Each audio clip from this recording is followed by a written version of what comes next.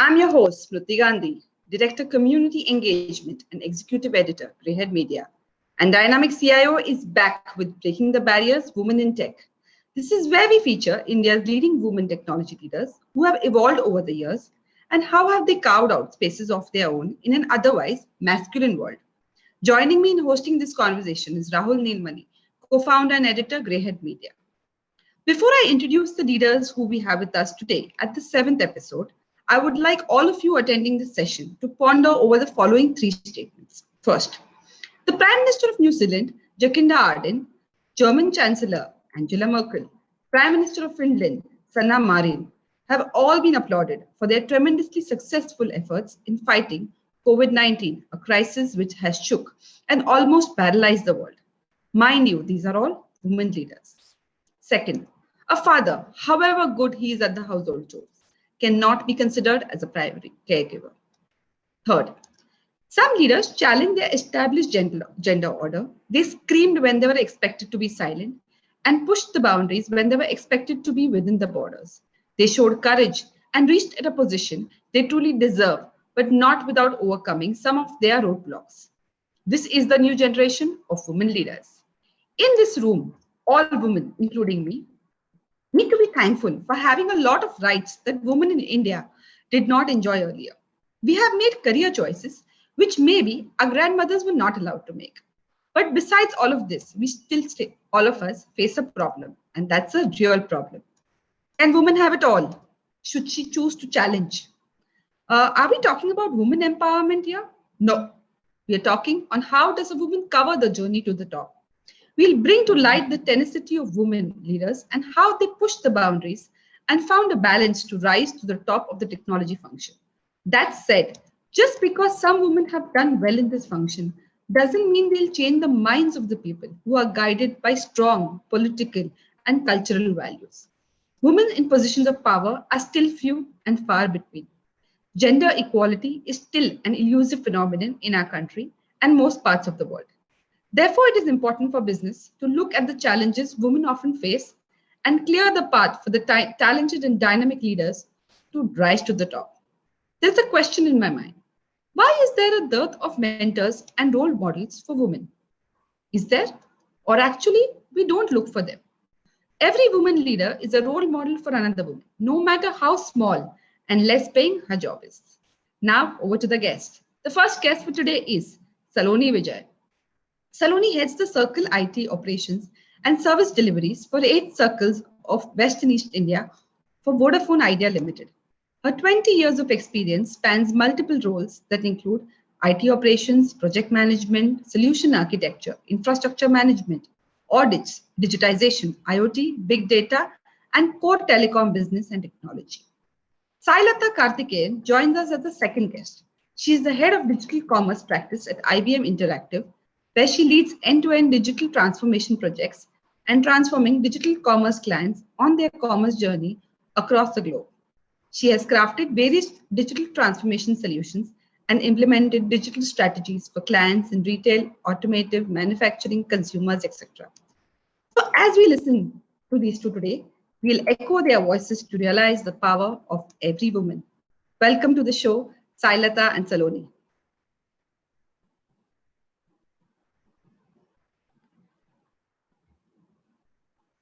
Before we go ahead, I would like to first welcome you all and thank you for taking out your time. And now moving ahead to the first question. Let me start with you, Saloni. Tell us about your biggest challenges and achievements as a leader, especially when we talk about this male bastion of tech. Or let me put it in direct words, in a technology industry and arena, how do you overcome the male domination? Over to you, Saloni. Thank you, Smriti, and thank you for having me here. So the biggest challenge which I face is to prove yourself, because in this technology field, which is mainly dominated by male, and you being a female, you always have to prove your worth. You have to prove that you are competent enough to do the same kind of role or maybe a better role which a male is doing. So those are some of the challenges which we always feel in the field of technology. I feel when I have started my career at that time, there were way less women in technology and the challenges were high. Now, when I look around, there are a lot of women who are choosing STEM as a career. And when we see our workplace, we see a lot of female faces around.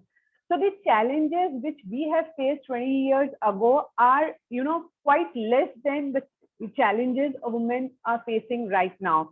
So, but yes, whenever, there is a comparison at the workplace between a male and female has to take a step ahead to prove their worth, to prove their competency. So that is something which I have seen that time also and this time also.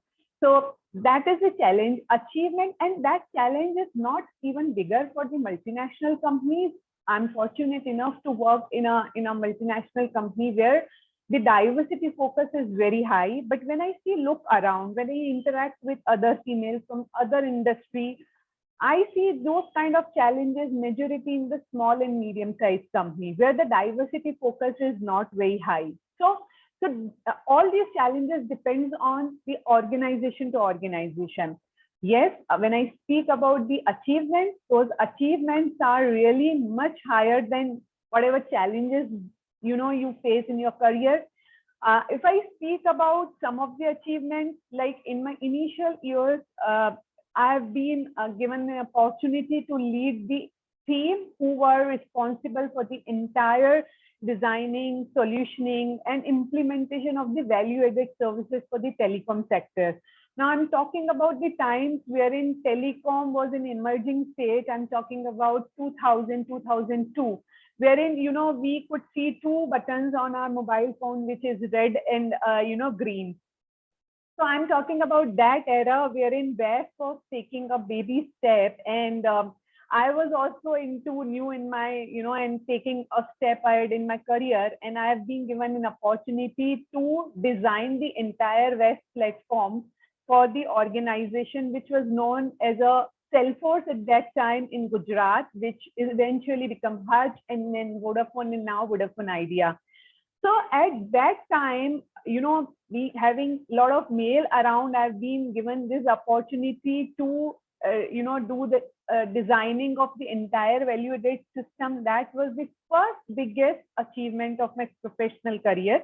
Yes, it's not something that, it has given to me, just like that. I had to do a lot of struggle. I have to prove my worth. I have to show the world that, yes, I am the right choice for leading this kind of project. So that was something, the first, but that was related to what I was doing. So I am basically from the software development background, and I was doing the coding. So that was the related background, and I've been assigned those kind of projects. But as I moved on, there were technological platforms where I wanted to enter in, and those were not the related to the software development. It was purely a core telecom technologies, which we call as mobile internet nowadays. Okay. At that time, internet we were using on our laptop, not on our mobile. And then there was a mobile internet concept came in a picture wherein you do all kind of surfing from your mobile handset. So that was a project, which came to us, and management was looking for a competent resource who can drive this project, because it was something a very, very big project for the organization. And, my manager has chosen me to drive that project. Out of all the male colleagues, out of all the knowledgeable people who were around me, who had strong knowledge in that field, I did not had a great knowledge, but he has shown trust and confidence on me. So when I say yes, there was biasness in the organization, but I would say there were male colleagues who had supported us. And due to that kind of support, we had rise in our career. So that was a project which is given to me. I did not know anything. I had to start from the scratch. There were, deployment of the entire infrastructure of packet core technology on which the data works, on which the internet works. And it includes the entire infrastructure management, working with multiple kind of vendors, learning the mobile technologies, how the cell site works, how the mobile towers are there, how when you are clicking the URL from your mobile, how does it go land to the cell sites, and from cell sites to the internet world. So that was something which I have never done in my life, and at that time I was so hungry. Not at that time. I'm always eager to learn something new. And that is something which keeps me alive. So I was so hungry to learn new things and learn that kind of knowledge that I used to pick up my notepad and pen and moving from one desk to another desk to learn, to grasp everything, because I am driving the project, so I have to be successful. And the manager who trusted on me, I should not let him down. So that is something which was always in my mind, learning new things. Somebody has trusted on me. So that then successfully completed that project, which was carrying the data or internet traffic for the entire Western region. So that was a big achievement for me, and for that I had been supported by a great manager who was a male. Great, Saloni. I think in this Pride Month, as they call it, and when the diversity and inclusion is the highest in this month, everybody's promoting about it. It's amazing to talk to people like you and Sailata. So Sailata, now over to you to hear your experiences. Thanks for having me here, and it's a great story, Saloni, to have it taken from the buttons to the world which we are in. So I'll start with what I am proud of. So I've been called as a transformation leader, as an innovation leader. So if there is a deep red project, or if there is a stagnated vertical which has to grow, I've been called and given the opportunity, because I proved again and again in my career to make a difference, and to have the solution to be brought into the table. And innovation is always part of where I started my career. So there was a lot of patents which I've done, a lot of transformation projects which I've done, which gave me a lot of confidence. And for anything when it comes to transformation and innovation, my organization leaders look up to me. So I'm very proud of those opportunities which is coming my way because of the credibility which was built over the years. When it comes to challenges, so it took me 10 years from being an individual contributor to become a leader, to drive a team, etc. So I started my career in IBM as a developer. Though I played various roles, the first 10 years, I've been a developer, I've been a quality engineer, I've been a cloud engineer, I've been a support engineer, architect, technical lead, all were individual contributor. If they give a team of 2 also, I was like, how do I manage? How do I the empathy, or do I shout? All kind of question comes to my mind. So after that, the things changed when I had a mentor. So a mentor came to my life, and things changed. I started looking at the bigger picture and driving myself as a leader. And today there is a team size of 700, which I'm driving. I'm proud. I'm able to move from that to here. So the challenge was to break that particular nutshell and come out of that, and understand that there is a bigger picture, bigger potential, and willingness to take challenges, be flexible. And always my policy was always say yes to whatever challenges which is coming my way, or whatever opportunity. So I'm known for saying yes. I never let off. That came from the mentor. So she said, look, Sailata, if you want to grow, you have to grow as a leader. You cannot be an individual contributor and reach CEO. So that's the advice which changed, and the challenge was like taking myself from an individual contributor to a leader I am. Great conversation and great kickstart of this grand show, which celebrates women leadership in technology. I mean, it's actually awesome to hear both of you, the stories that you have just narrated about your own career as a woman, as a woman technology leader now, and a professional earlier. I mean, right from Smriti's introduction, like how a 35-year-old lady is leading a very refined country and setting the standards right up there. We have seen many large IT organizations being led by women. I mean, HP was at one point in time led by a very powerful woman leader.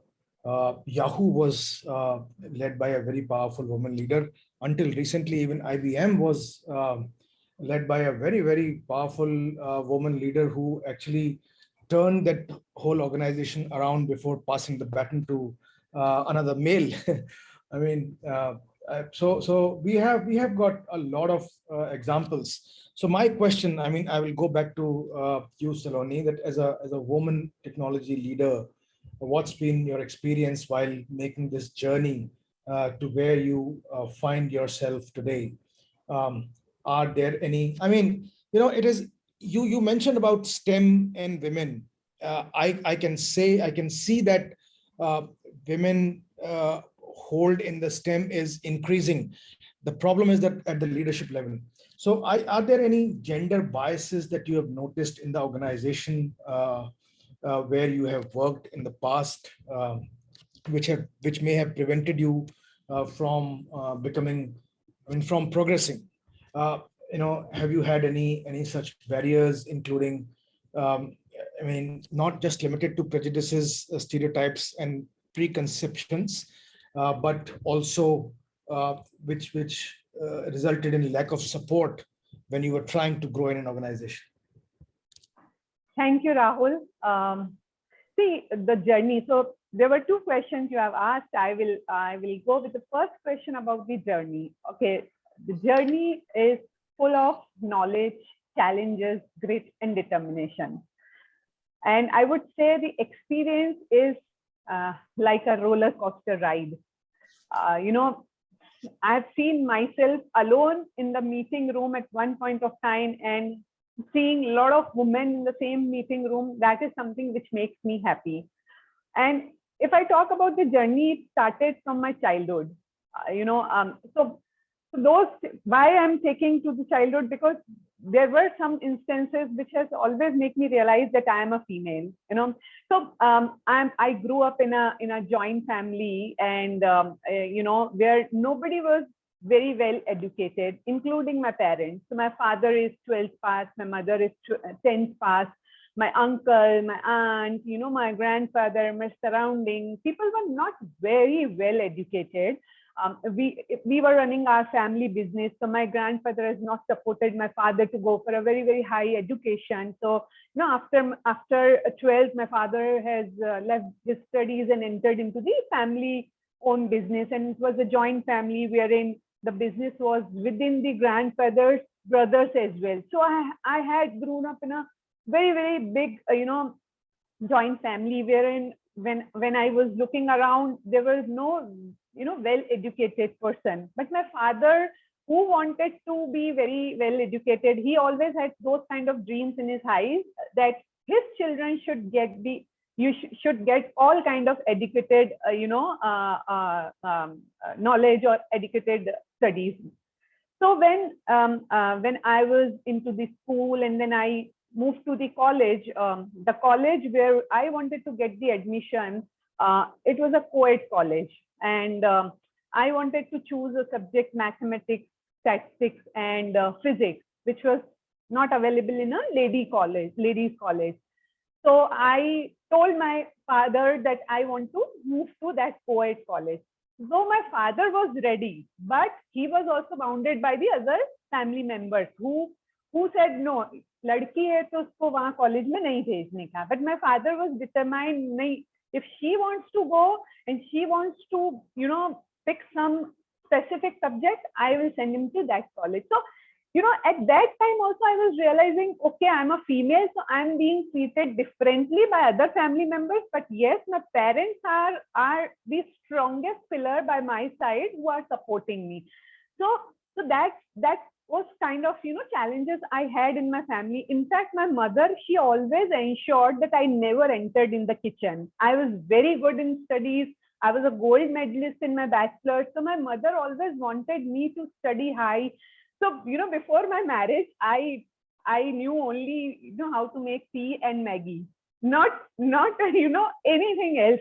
So that kind of support I always got from my family. But yes, I've seen those kind of discrimination, stereotypes. And when I was going for my master in computers, a lot many relatives told my mother, ladki hai, kyun uske upar itna paisa lagate ho, karna to shaadi hai. Those kind of statements always in my mind.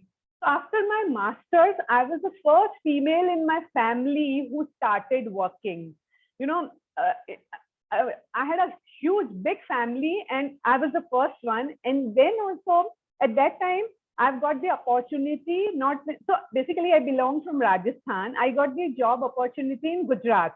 So I told my parents that I need to move to Gujarat. At that time, my father was a bit hesitant, but my mother said no, she should go. At that time also, there were a lot of hesitation from my family. Acha job karna hai, she can do it in Rajasthan also. Why you are sending him to Gujarat? But then also, my family, my parents supported me, and that's how I started my professional journey. When I entered into the professional, domain, I faced some kind of discrimination, but it was not very high, or maybe I was mentally prepared, or I was very strong enough by that time. So I started my career with technology team. I've seen a lot of males around me, but I still remembered during my initial first 10 or 15 days, I heard about a female in the technology team who was working on the cell site. So people were very, very appreciative about that female, though she's a female, but she climbed the cell site towers, she worked on the towers, whether it's a monsoon or any kind of different situation, she is always up and running. So without seeing that female, I was always inspired by that girl, that who is that girl, So as Smriti also told, that there are a lot of people who inspired you in your life journey. So she was the first one when I started my career who inspired me.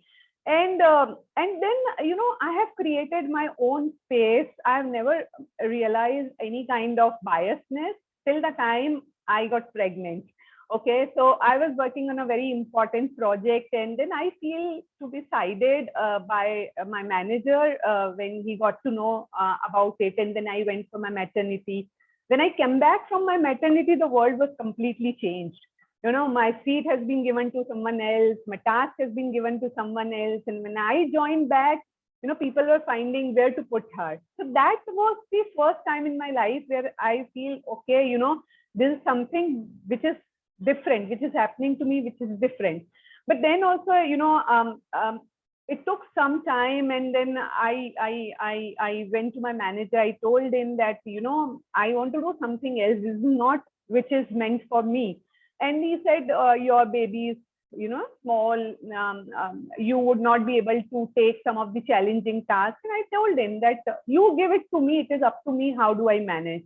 And that's how, I've started taking, big projects. So he told me that there are some traveling which is involved in this kind of profile. Will you be comfortable?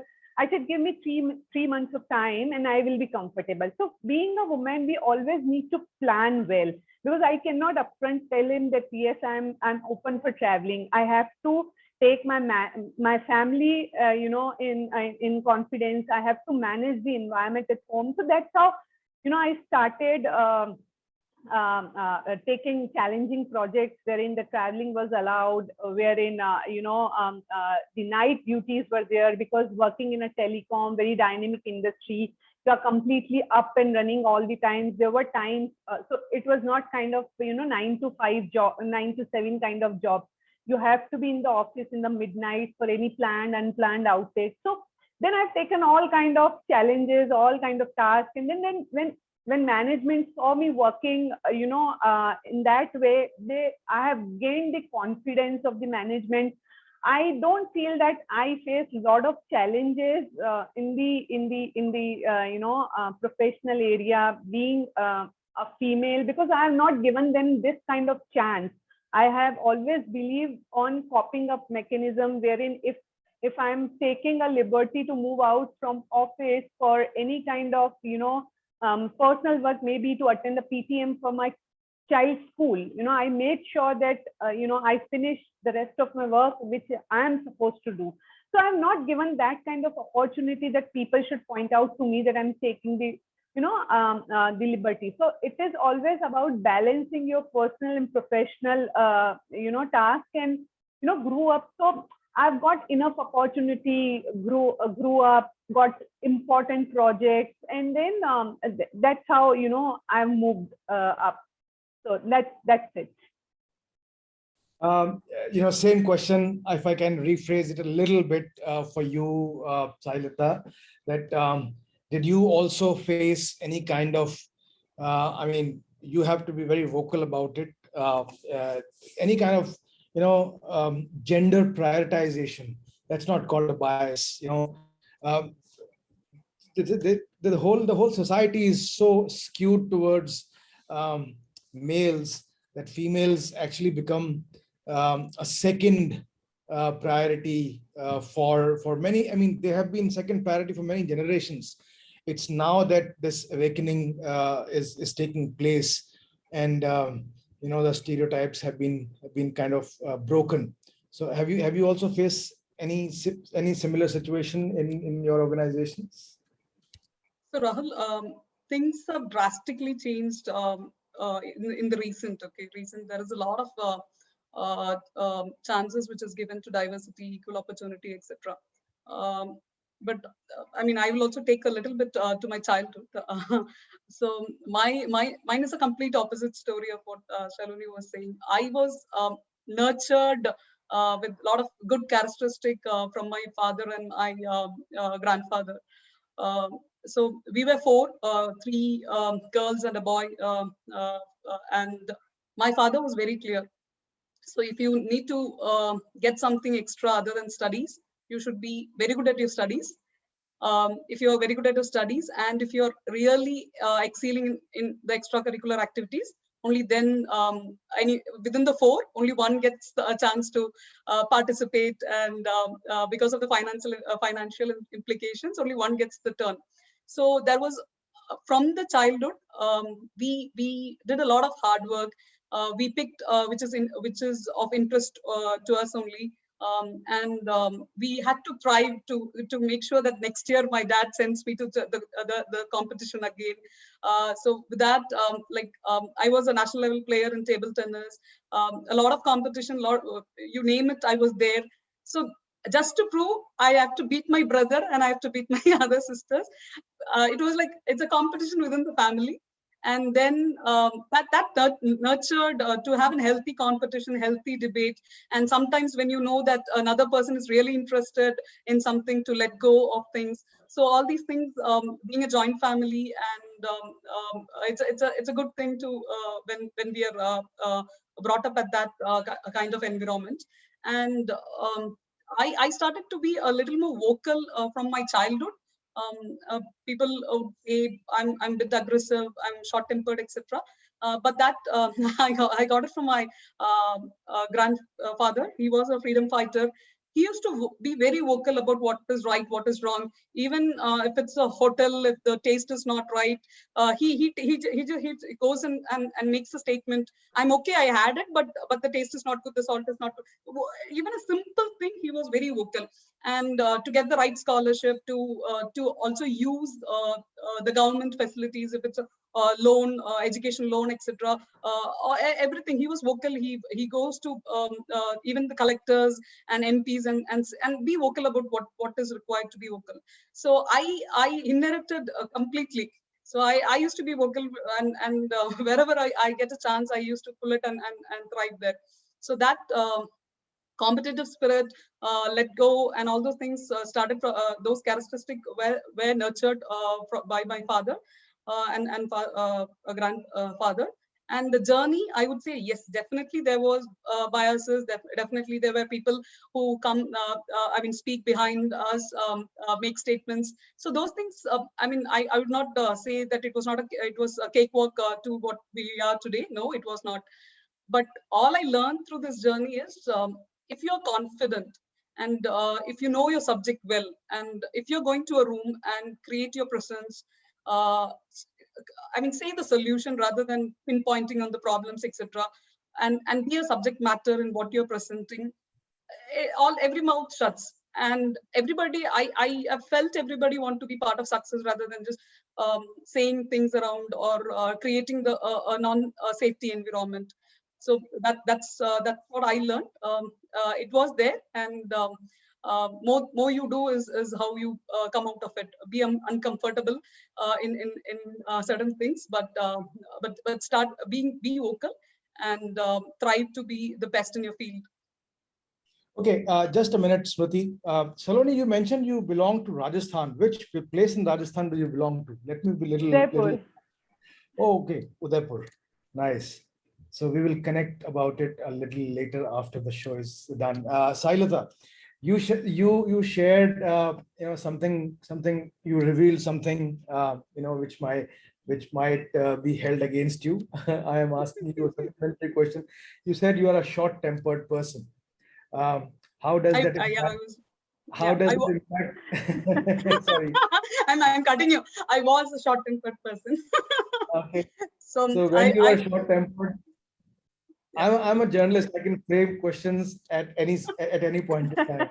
So when you were short-tempered, how did it impact your working relationship with your peers, with your colleagues, especially the male colleagues? Yeah. So I still remember when there were conversations, and when the conversations start heating up, my manager used to slowly move his chair. Hey, Sai, don't be, it's okay, kind of. So but they take it in a good spirit. Okay, we were brutally open because all we need is the right output and the client first kind of thing. So it was a healthy debate. They know I'm short-tempered, and they know, because the short-temperedness comes because of the aggressiveness you have in the subject. You wanted to do it right, and if things are not going in the right way, until the purpose is right, they support. If they the purpose is not right, and if I'm going overboarded, it's again it's a second family kind of thing, right? Even in the office, the male colleagues was always an enabler for my career, and they advise. And because of iterative comment on this particular character, short-temperness, I've changed a lot. Today, if you ask my husband, if you ask my in-laws, they would say I've completely changed, I'm transformed, and my colleagues as well. Great, Sailata. Thank you, Saloni and Sailata. It's a very heart-to-heart conversation which we are having, and thank you for opening your heart out. I know your strength of being your zeal to succeed, the positivity is clearly showing in both of yours talks which you are doing. Saloni, adding to what you just said earlier about, it struck me the chord struck me when you said that you were expecting, and when you returned back your desk was empty, right? For both of you, I have this in my mind when I read your profile. You all are a leader in your field, and you all are a working mother. I'm sure lot, and this is a question, unfortunately or fortunately, I don't know how to frame it, but this is asked only to women and not to males. So how do you strike a balance between your work professional life and as a working mother? And I'm sure, from my personal experience, I would say that, there are a lot of sacrifices which each of you would have made in this journey. So Saloni, starting from you, if you could, elaborate on that. Okay, yes, absolutely right. There were a lot of, collateral damage, I would say. And there's one word I would say: adjustment. We had to do a lot of adjustment to make this work-life balance, or to be a good mother and a good, professional.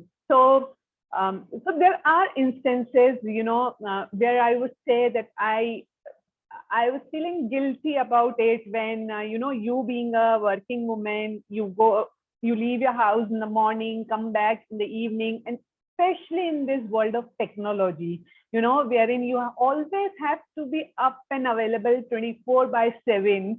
you don't know what time which call will come, and you are just opening your laptop and working. So in that kind of environment, not to give a complete time to your child is something which is always with you. If I give you an example, when other kids was going to any of the extracurricular classes or activities, you being a working woman, and I'm talking about 10-15 years back. So right now we have all kind of facilities available, but at that time you did not had those kind of Ola, Ubers, or those kind of facility, okay, to send your kid to any kind of this kind of summer camp, what I say.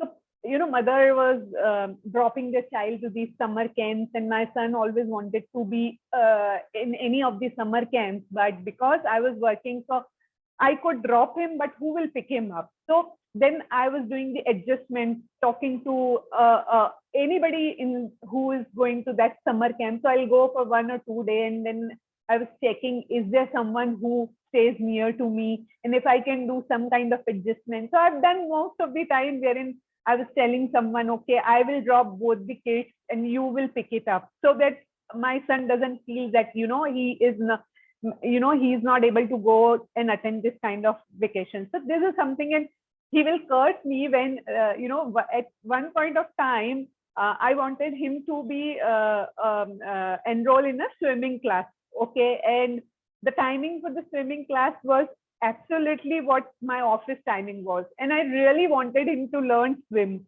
So in his vacation, I used to wake him up 6 in the morning and took him up to the swimming classes, because I did not wanted that he will not, he should learn swimming. So that kind of adjustment you always do. And many a times, it happened when I remember one incident wherein I got a call from the office in the night, 1 a.m. There was an unplanned outage of some of the system, and I was the one who was managing those kind of infrastructure, and I had to go to office, and my husband was traveling at that time. So I've been supported by my in-laws at home, but they were also traveling at that time. So me and my son was alone in the house, and I've got a call that there is some outage. Now there were no choice, with me, but to rush to office. So I've called for a cab, and office cab, and I've picked up my 1.5-year-old son, and I went to the office, and I make him sleep, and I started working for the restoration, and it took me almost 3 hours. It was morning 5 a.m. when the entire setup got restored, and then I picked up my child and came back to home. And that was something which has been noticed by everyone in the office, because before me, nobody has done this. Okay. And there was a guy who clicked the picture also, and he sent a mail to everyone, and that mail got viral.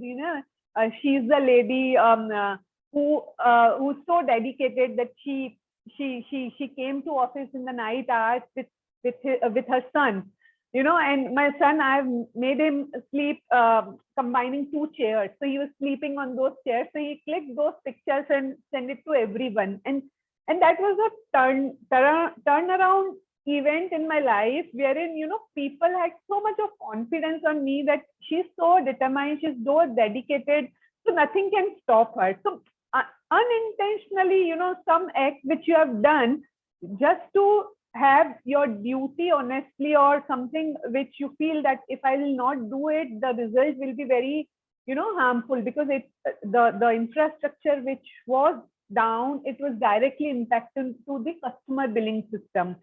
So that is something which you always do at adjustment when there is no one in the family, and your kid is coming back from his school. So there were times where my in-laws were not available, and my kid is coming back from school. So I could not put him in a creche also. I could not put him in a, I could not hire a nanny also for some days. So I used to carry him to the office.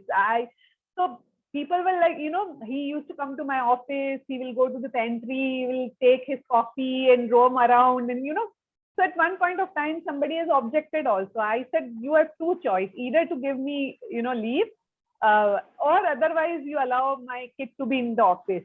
So they did not had a, any other option but just to allow me to take my child in the office. So being a working mother, you have to do those kind of adjustment, and you require a very strong support system at your home. So yes, I'm being blessed by a wonderful husband who have always done a duty in the midnight when I used to go to the office and my son was small. He was waking up in the midnight and he was taking care of my, of my kid. Obviously, he's a father, so he will take care. But in the midnight, when a kid, wake up, most of the time he needs his mother. So he has always supported me. I've been supported my in-laws. But yes, being working mother, there are some sacrifices you make, and in professional front, yes.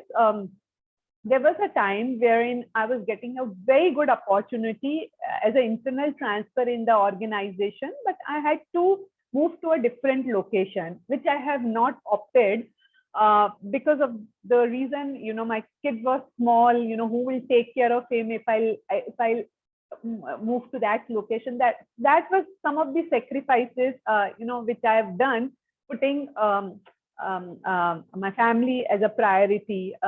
But not as a, my career as a low priority, but again, I have done adjustment and I have grabbed some other roles rather than the role which is coming in my way. So that's about it, Smriti. I can see the balance that you struck between, to be a professional and the level of success that you had to reach to, and a working mother.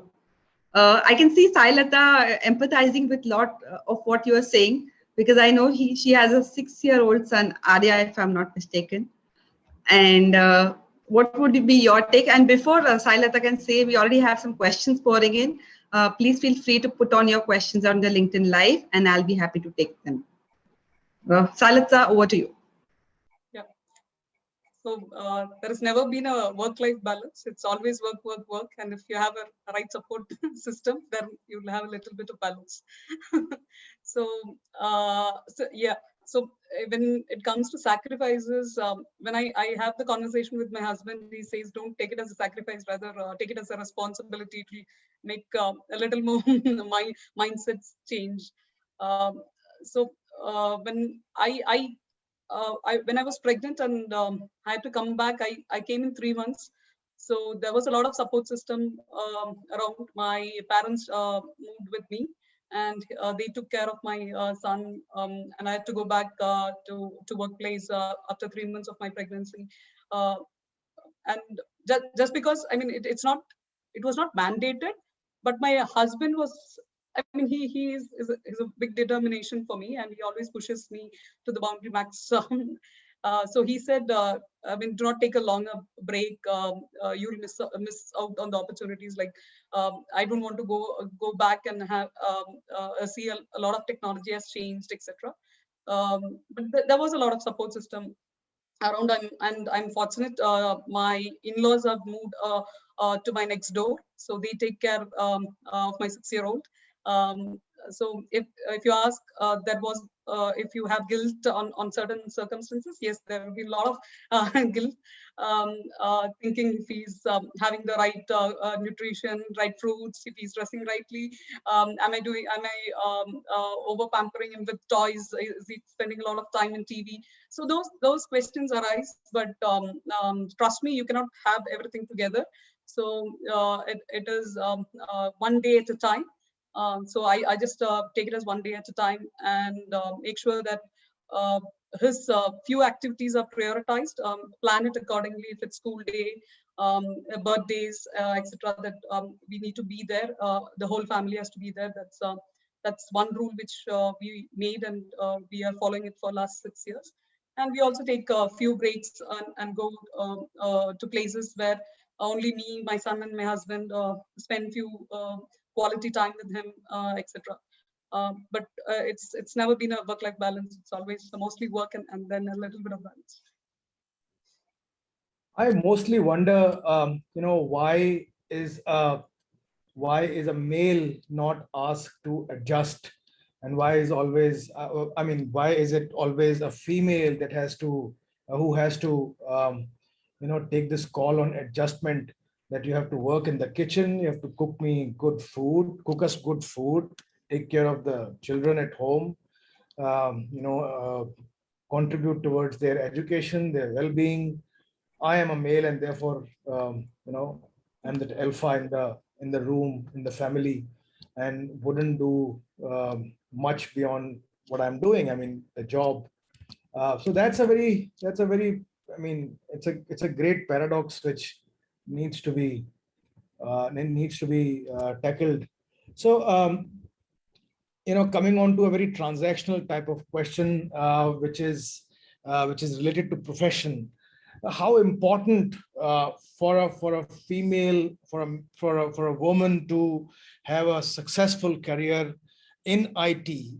How important is it to have the knowledge and wherewithal of coding, networking, and the whole 9 yards of what we do in technology?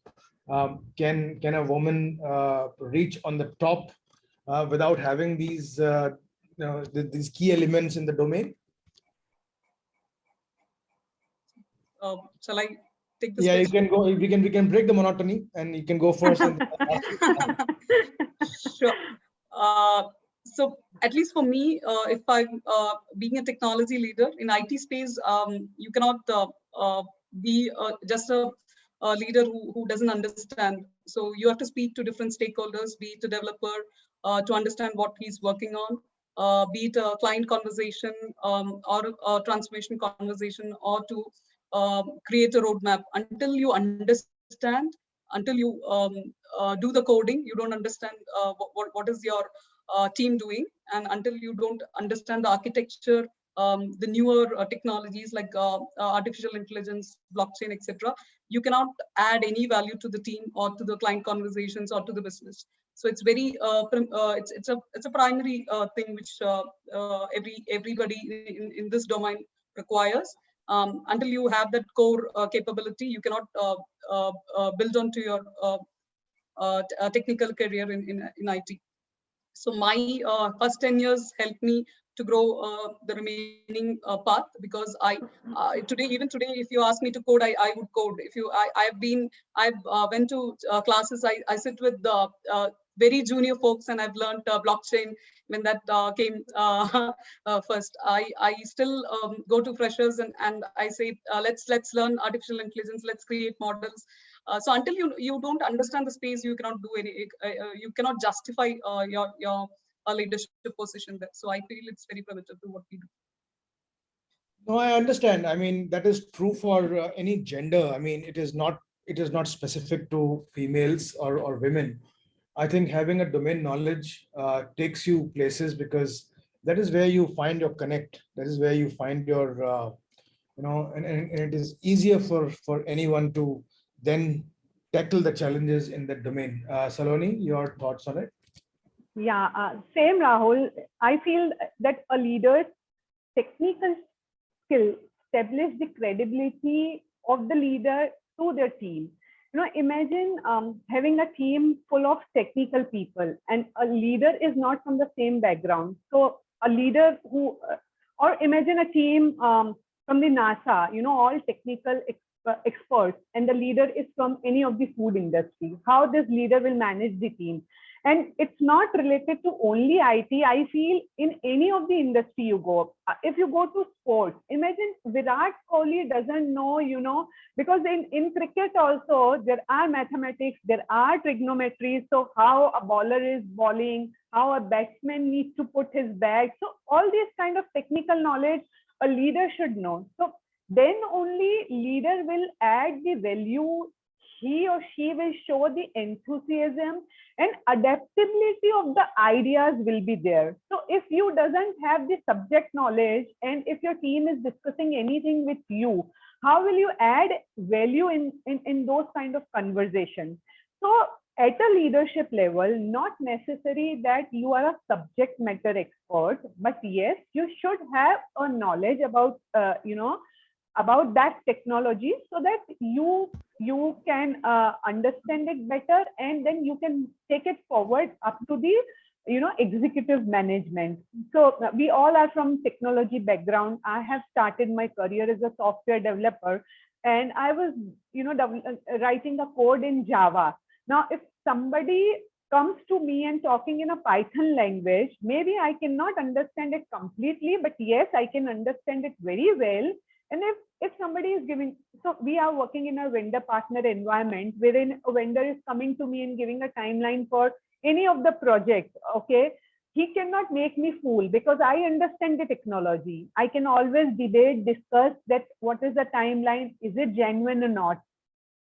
Same as the infrastructure. So if you are into the infrastructure space, and if I need to create a DR site, okay, how much, how many infrastructure components you need to move from one setup to another setup, or to create a DR site, how many components you need to deploy, what would be the costing of that, how you will define the budget for the same, all these things require a technical skill. So it is very important for all of us to have those kind of technology traits, and as a technology is a domain wherein you cannot sit idle. It keeps changing. So whatever we have learned in the past, that is not relevant. So we have to be, always invest in ourselves. We have to be upskill ourselves, be it a junior position, middle management, or a leadership position. Technology is something where we always need to be updated ourselves, and as a leader you should be always curious about the new technology. As Sailata also mentioned, I always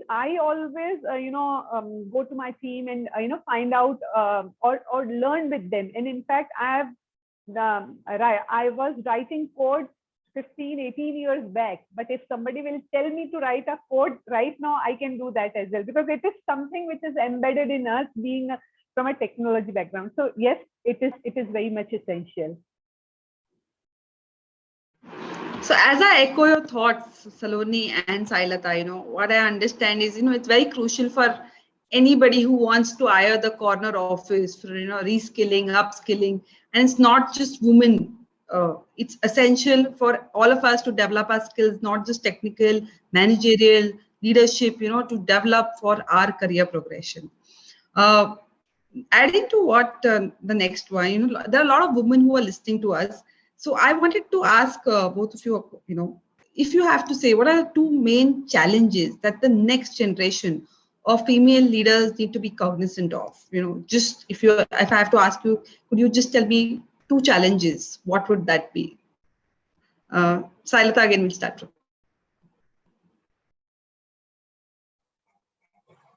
So I would say till mid-management, things are, we have seen a lot of women, it would be equal, etc. But after that, they quit. At least few percentage of the women start quitting for various reasons.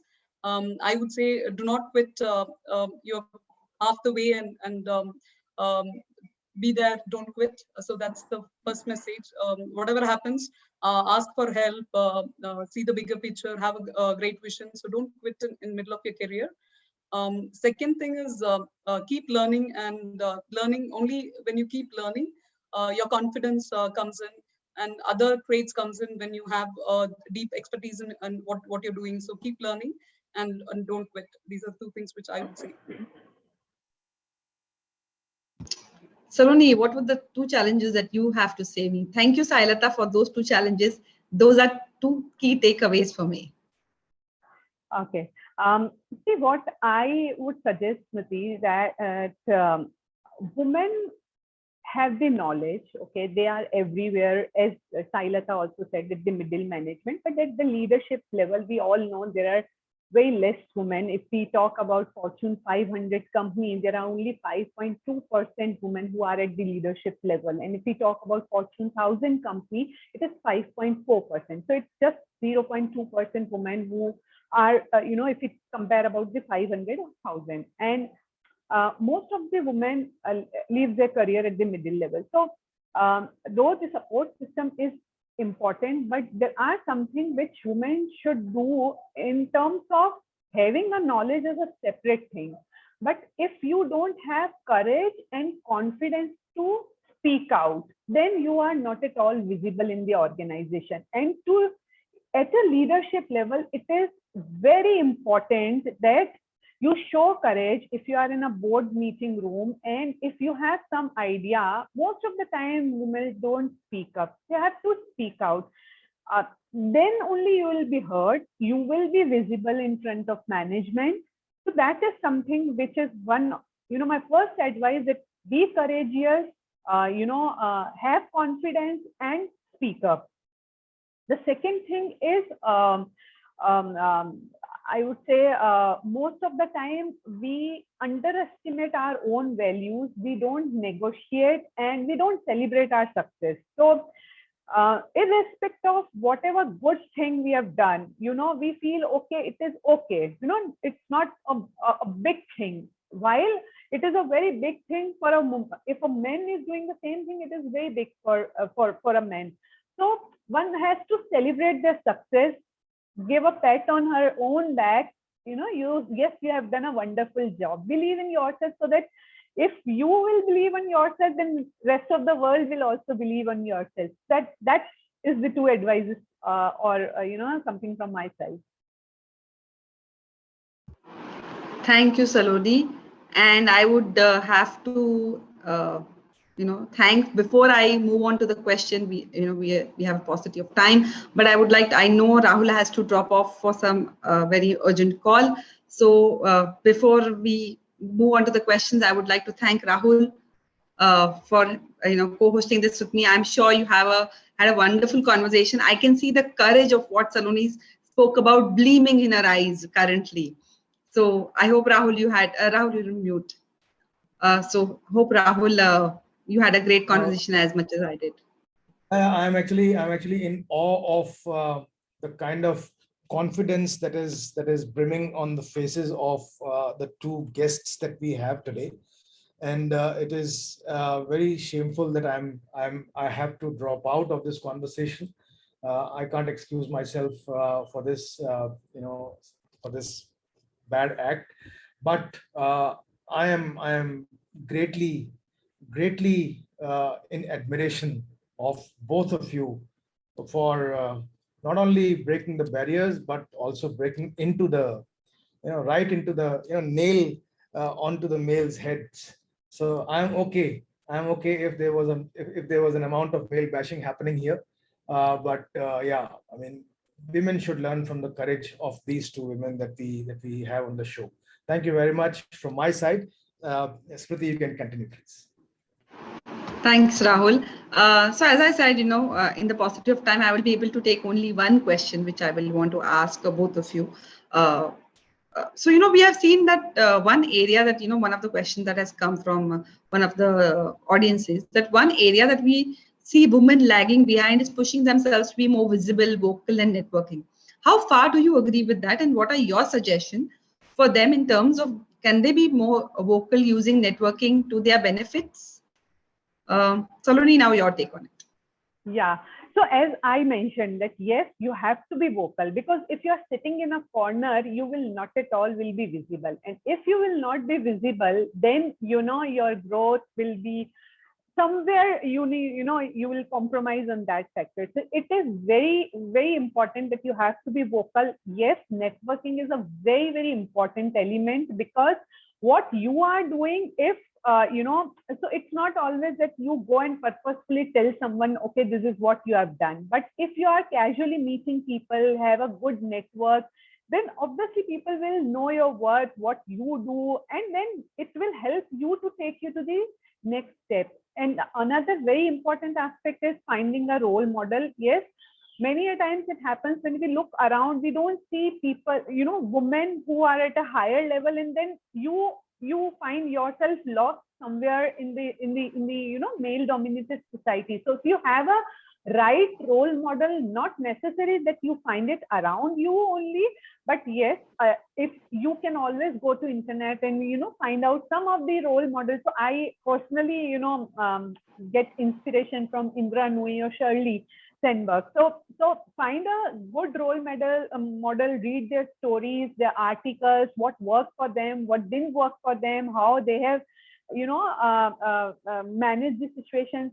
That is a very important factor, and I completely agree to that. Sailata, your words on it? Yeah, networking is really crucial and important. I'm known for networking. So what networking, the benefits of networking is once you understand, when you speak to the leaders, you understand where the organization is going on, and where you can contribute, and the bigger picture, and from top down. And also networking doesn't mean always you reach out to your leaders, etc. Networking also means going and speaking to your team, and understanding, and empathizing, and also listening, and a lot of ideas come from our teams as well. So networking is very crucial. I would definitely watch. Networking is important for the career growth as well. And what was the second part of the question, Shruti? The second part of the question was, I said that, about being more visible and more vocal. Yeah. So yes, definitely. So we have to be vocal, and we have to tell our ideas out. Until we tell our ideas, and we tell our solutions, I mean, it's like we are sitting at the back, and nobody's heard, etc. So we should be vocal, and always have your seat on the table, which is very, very important. And create a brand visibility. I mean, you pick one or two of your traits which you are good at, and be visible in that particular area, be it innovation, be it technology, be it having right programming skills, etc. So take one or two of the traits, and be visible in those areas. That's very important as well. Thanks, Ailata. I had very good key takeaways from this whole session and this whole interaction. I know it was not a very question and answer round or a technology where I was not asking you anything. As I promised, I didn't ask you anything about technology. And I'm so glad you all spoke about from your heart, the courage which was, as Rahul said, the courage which was there for both of you, the strength you all both portray. And it's very difficult, to be at a leadership position, a working mother, a dutiful wife. We all have a good support system, but yes, this is very important. I think I have a personal mentor who's a lady, so I know of some of the sacrifices which they have made. But I'm sure you both will agree with me, this was not totally a male bashing session. Saloni did speak about, how the support that you all got from your peers who are males. So I would not completely call this a male bashing session. I'm sure all the males listening to us would also agree for it. And on behalf of Dynamic CIO, I would like to thank both of you for sparing your time and your heart out for this conversation. I thought this was a lovely interaction, extremely sparkingly, very dynamic interaction that I had with you, and a lot of key takeaways for me at least, for sure, and for the community. Thank you so much, Sailata. Thank you so much, Saloni. Thank you, Smriti, Rahul, and Dynamic CIO for having us here. It was our pleasure. Thank you. Thank you.